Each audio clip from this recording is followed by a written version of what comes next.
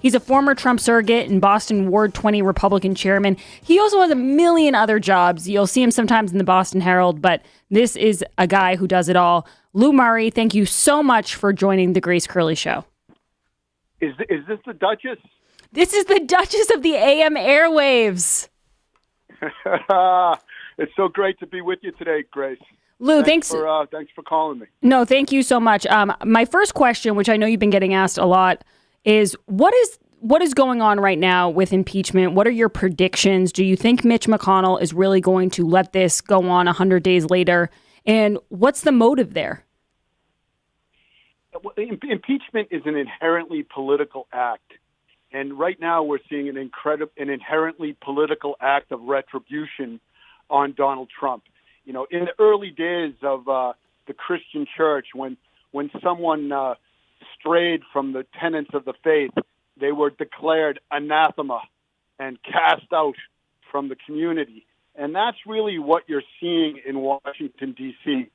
The globalists I want a complete rejection and toxification, not only of Trump, but of his 75 million voters and the largest ever amount of minorities, women, Hispanics, immigrants that flocked to this idea of, America first. I mean, Trumpism at its core is really about more economic opportunity, less immigration, fewer high-tech work visas, border safety, a trade policy that puts workers first, the American workers first, U.S. manufacturing, and most especially an end to these endless Bush-Obama endless wars. Right. These are the planks that brought Trump into office.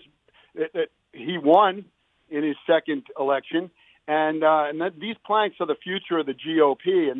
And this is why you see some Republicans who are really corporatist globalists who initially are making statements and hinting that they're going to go along in the Senate with this impeachment. However, I think in time, when things simmer down a little bit, you're going to see people stand back, and this impeachment will never go through. I like that word you use, toxification. It's true. It seems they've been using words like purging and cleansing and rehabilitating Trump supporters. But Lou, my next question would be, so Donald Trump is not going to be president after the next 7 days. And I guess my question for you, because I know you're part of the GOP. I know you were part of it before Donald Trump, and you're going to be part of it after. What is the future of the GOP right now? I mean, I think the future of the GOP, I've never been so excited. I've never been so energized except in the past few days, because there has never been a lion leader like we have, and lion, Lion, a lion leader like Donald Trump, who was able to just reach out to the people that voted for him and see 750,000 to 1 million people come to the U.S. Capitol to listen to him speak on a bitterly cold winter morning. People drove all night from all 50 states and flew in and, used their vacation time. And that, if you ever went to a Trump rally, and I know you have because I saw you at one, which is, Trump always says, this isn't about me. This is about you. And I'm a candidate who's working for you. And I think that's at the bottom of this, really is what's at the bottom of all this finger pointing and nastiness and as Alexander Hamilton called it, the factionalization of America, where factions will use their political power to persecute others. And so I think that the more you press on these really good people, the working class, the more they're going to flock to a Republican Party that champions their efforts to build up their businesses, their careers, and their families. Yeah, and Lou, you mentioned that Trump always said, this isn't about me, this is about you, and they don't hate me, they hate you. they were just projecting it onto Trump. And I'm one of those people that I never really fully understood the deep state and how deep it goes and how swampy everything was in D.C. until Donald Trump came along, and I realized these people do not want this guy in there shaking things up whatsoever. But Lou, my next question is one quick point. Go ahead. One quick point, Grace. The deep state, as we're all seeing right now, it's not deep at all. The deep state is right out in the open. Mm-hmm. They're in your face. They're in your grill, as Steve Bannon says, right? They're not holding back. Liz Cheney isn't holding back. These other people whose families, the Cheney family, they've made their fortune off the war machine, and they're not holding back in attacking Trump. And the deep state is right out in the open. No, I totally agree with you. Now, Lou, I wanted you to tell people, because I know you're a man of great faith, and I talked to you this morning. Do you have words of wisdom for people right now in, MAGA fans or, any Americans who are feeling really disheartened right now? And the country's so divided, and it seems that the Democrats are just pushing to make it even more so. Do you have anything to say to those people?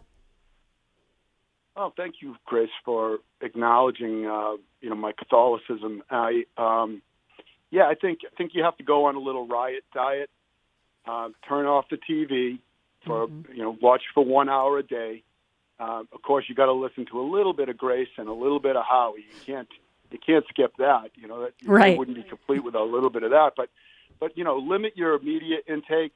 The media has attacked Donald Trump and his supporters since 2015, mocking him as he came down the escalator. And they have never stopped. They have never stopped, and they've never acknowledged his legitimacy.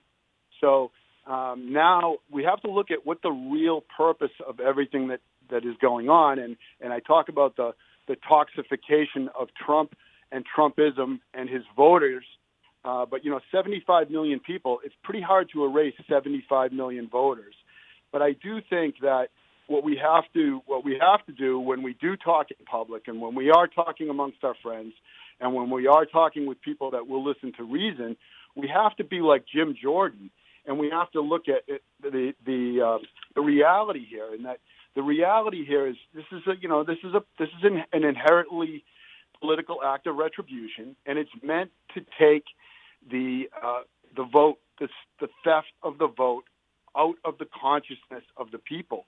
I mean, there are multiple cases still pending in front of the Supreme Court. There are courts in Georgia, in the state legislatures of Wisconsin, Michigan, Arizona. They're still examining these issues. And to say that isn't to deny that Joe Biden will be inaugurated next week and he will be the next president.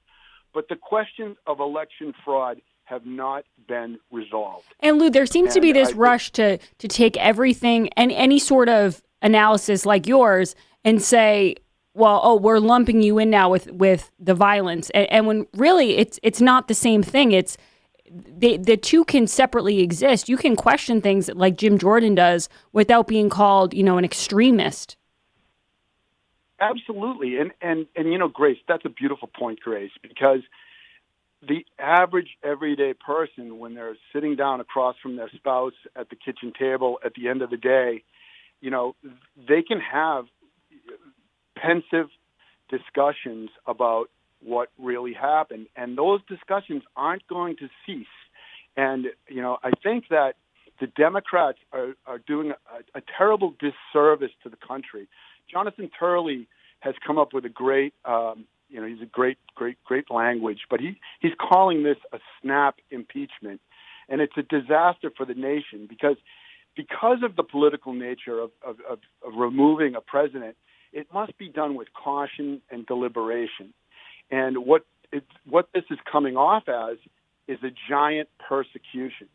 And I think you have to look to history at leaders like Donald Trump, who had a real connection with the average everyday people, and see that when those people get persecuted, they only become stronger. In Boston, we had a leader. His name was James Michael Curley, and the Brahmins tried to kill him off.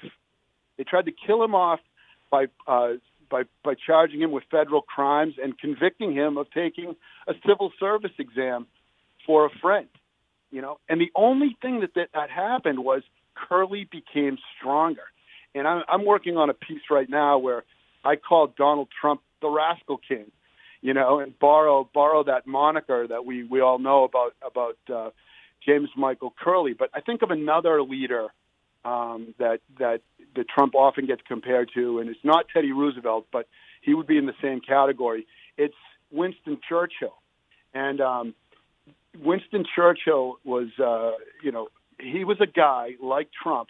Every time you knocked him down, he got up and he got up stronger. And there was one of his fellow Englishmen in South Africa described him this way.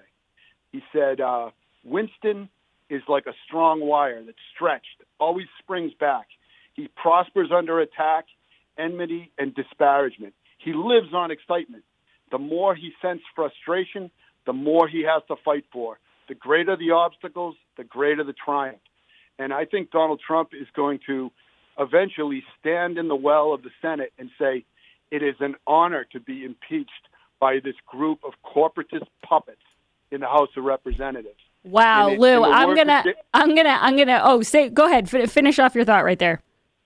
I said, yeah, and James Michael Curley put it another way. Every knock is a boost, and every knock is a boost for Donald Trump. So bring it. Lou Murray, that was awesome, and I think you probably summarized what a lot of people are feeling right now. If you guys want to follow Lou Murray, I highly encourage it at Lou Murray, LOUMURRAY on Twitter. And he writes for the Boston Herald. He does a ton of great stuff. Make sure you check him out. And guys, my friends at Eden Pure have done it again. Just to briefly remind you guys about this deal we're running.